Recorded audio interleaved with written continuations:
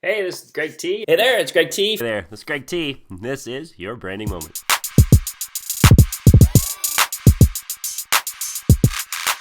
Hey, this branding moment is about something near and dear to me, and it should be for you too, especially as a business owner. You know what? Actually, check that. Especially as a human being that deals with and communicates with other human beings.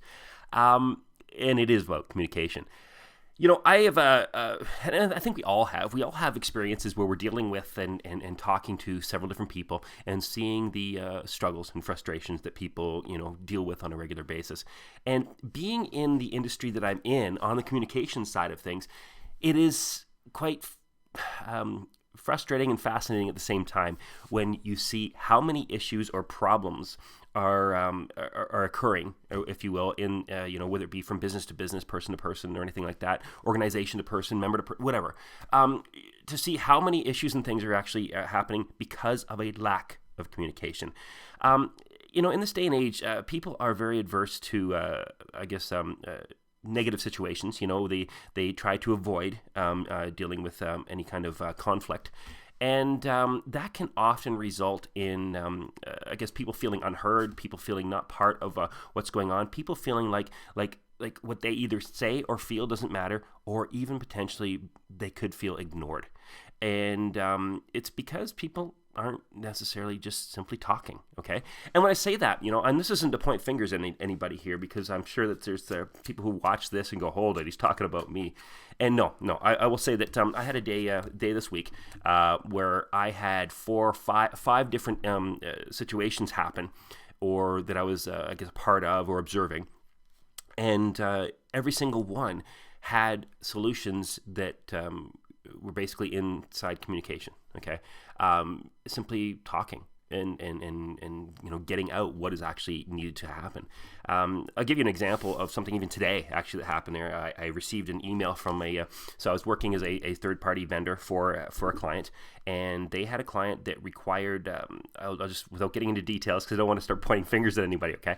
They required some programming to be done for their website, and it was done. It was done to the specifications that they gave, and then that company, the one in the end user, if you will, sent an email to my client and said, hey, this doesn't work like ABC, and it's supposed to do this. You do these stages.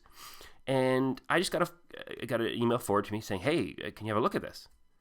Sorry for bugging you, because actually the job's been done for a while and been paid for, but can you have a look at this? So I took a look and I went, yeah. So what they said, ABC, and doing this afterwards, it does exactly what they said. So I am confused as to what the question is. That's all. Which was the perfect thing to say. I explained that I actually went in and checked. I'm unable to see what the confusion is or what the difficulty is in things, or how things aren't working like the end client or end user wanted. Maybe we can look into it further. And their response to the person that I'm dealing with was, you know what, I'm going to leave it, and if they get back to me again, I'll investigate further, because yeah, you seem to be right. It does seem to be working that way. So here's what happened in there, okay, or here's what I see happening, is the person that I talked to doesn't understand the question.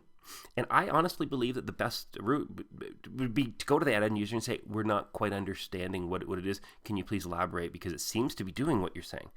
Somewhere there's a communication breakdown. I don't know what it is. I'd love to find it out, because ultimately I want to help that final end user get the results what they want and what they need. Because it all comes down to, in this world, guys, we are working together. We're working together to try and help each other and to better the life situations and the business situations for each other.